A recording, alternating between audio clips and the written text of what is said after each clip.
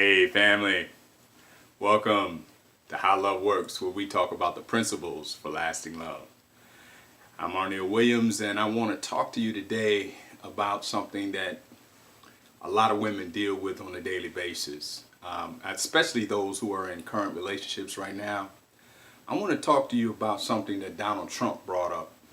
It was I think shortly after he won the election, and he was at his podium.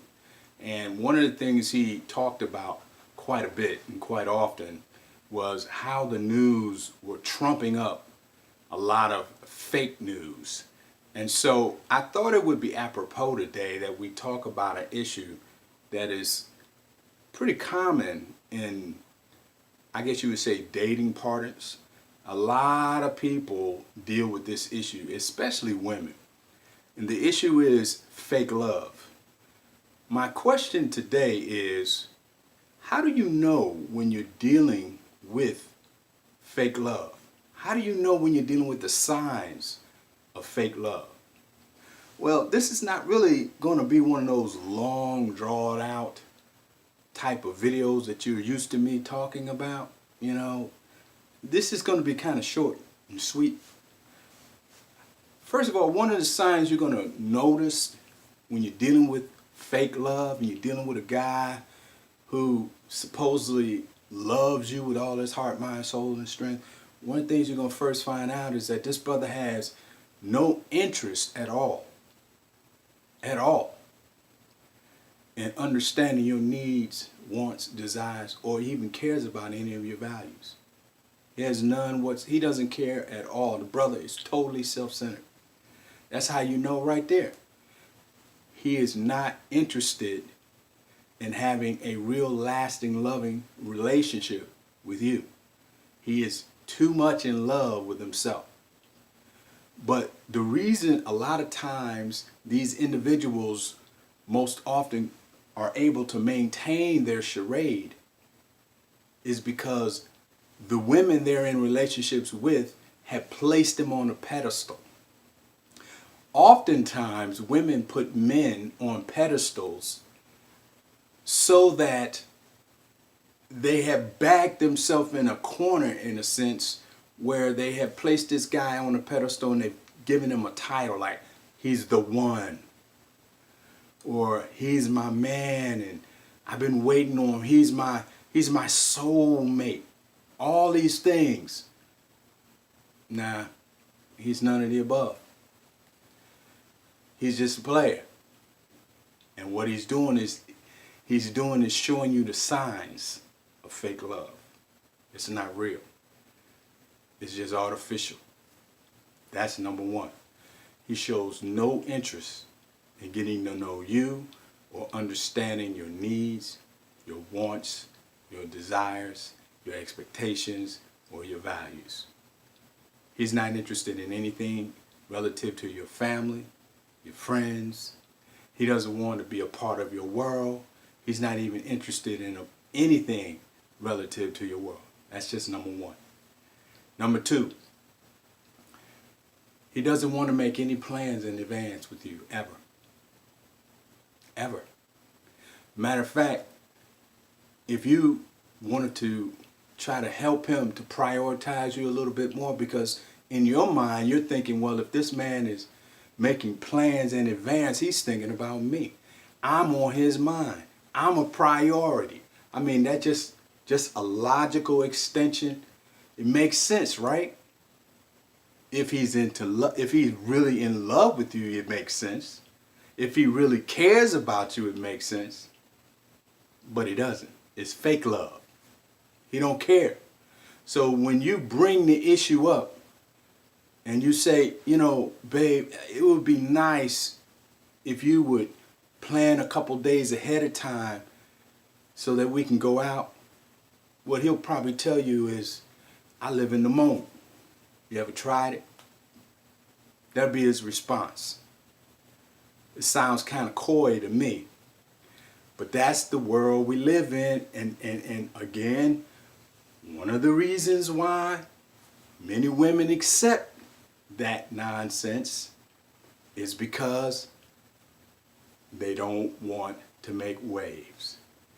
They don't want to seem like they're being petty. They're trying to impress him somehow. I don't want to be high maintenance. No, he don't care. Why should he make plans with you? You're way down on the totem pole of value for him. You bring nothing to the table other than your body. That's pretty much all he's interested in. And perhaps many other things you may have thrown in the mix, like not only your body, but perhaps you've thrown in a couple Benjamins with that, if you know what I mean. All right. Number 3 is only 5. Okay. He communicates inconsistently. All right. He isn't really, let me say it this way. He isn't really interested in a relationship with you, and he don't really care if it progresses or not. That's why he's inconsistent. See, but what you're doing as a woman oftentimes is you're giving him too much latitude to make too many decisions about you. Now, what kind of sense does that make? You're giving him too much latitude to make too many decisions about you. And you shouldn't be doing that, ladies. That's a recipe, a guaranteed recipe for failure. See? So, unfortunately, this guy, he'll do things like he'll disappear on you. I mean, you ever seen that before? Everything's good, you're texting him, he's texting you, and then all of a sudden he just ghosts on you for a week, 2 weeks, and then all of a sudden you'll wake up to a text, and 2 weeks from now, and it was like he never stopped texting you. And he gets maybe a little irate, or he starts, if you have anything to say about why he's been gone for the last 2 weeks, he might minimize what you're saying. Again, you're giving him too much latitude and certainly too much access into your life. He hasn't qualified for all of that. He's not qualified.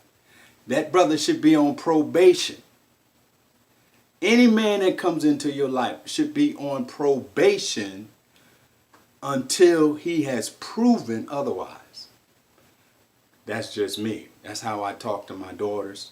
That's how I talk to my nieces. They don't listen because that's just the way it is. But they get what they get. My daughters are doing all right though. Just so you know. All right. Number 4. All right. He doesn't ask you out on real dates. Ever. You ever wonder? He just don't. For instance, his ideas of a real date for him is come over to your house. Eat your food. Unless he's living, in the basement of his mama's house, you can't come into his house. Or hang out with his boys. Watch him play basketball. 35 years old, Or maybe come watch him play soccer or baseball or whatever his fancy is. Nothing real. I mean, you're not going to go to a play. You're not going to go on any major excursions or anything like that. That's for grown folk. That's not going to happen. Okay? So, he doesn't ask you out on real dates. But once again, I digress. I go right back to where I was before. The reason he gets away with this is because the women or the woman, in this case could be you, I don't know, you are trying not to be a problem, a burden. You perhaps even think that you may be even adding some sort of benefit to his life by not being what you think is a burden. Fake love. It's not real. The sad part about it, you know it's not real, but you just can't let it go because you crossed the line a long time ago with this man, and now you're chemically bonded, which many of you think I'm wasting my time even bringing that issue up, but that's what gets many of you wrapped up in a knot, and you can't get out after that. Okay, number 5, last one, ladies. He says and does different things. He's not consistent with what he says and what he does. That is the most common thing I hear. You know, you get the guy, you maybe talk him into calling you a couple nights, couple days early, and he promised that he's going to take you to a comedy club, and you all excited because you think, oh, I got this brother finally trained. I got him doing what I want him to do. This is what I've been wanting right here. And then all of a sudden, here it comes. You don't see it coming, but all of a sudden, wait for it. You just wait for it, and then here it is. The phone rings, or he sends you a text, and he says, guess what, babe? I'm going to be working late on that night. I'm sorry. I'm working late. How about I come over after I get off work? Translation, he took another girl, not you, to the club, or took another girl to the comedy club, or he took another girl that has more value than you, because this is how I know she does, because this is the arrangements he makes for you. He says, oh, and by the way, I have to work late tonight. How about we get together after I get off of work? I come over to your place for drinks. What does that sound like, ladies? Sound like a glorified booty, as that's what we used to call it in Detroit. Sounds like a hookup. That's what it sounds like to me. You can call it whatever you want to call it, but that's what it sounds like to me. He says and he does different things. Sounds like fake love to me. Now, you can change all that anytime you want. There's a few things you're going to have to do. One thing I know, if you want to change your situation, you want to change your life, and perhaps one day you actually want to be some man's wife, there's one thing you really going to have to do that I have learned over these last several years I've been on this planet. And one thing I know about adults is that one of the hardest things to do is to get them to come out of their comfort zone. There are a lot of women who are used to dealing and living and relating in fake love relationships. They're used to it. They're comfortable in it because they get to be with anybody, somebody. But the reality is they're all by themselves. They may be having what they deem a relationship, but at the end of the day, it's nothing. And on an intuitive level, they know this. But they just don't want to rock the boat. They don't want to deal with making changes. And the biggest problem that most women have is that they're not willing to commit to changing their circumstances, changing their lives. And that's why a lot of women are constantly in chronic after chronic fake love relationships, going from crisis to crisis. That's their life. We're going to be talking about a few other things the next time we talk. That's my time. I thank you for yours. Catch you on the other side. God bless you.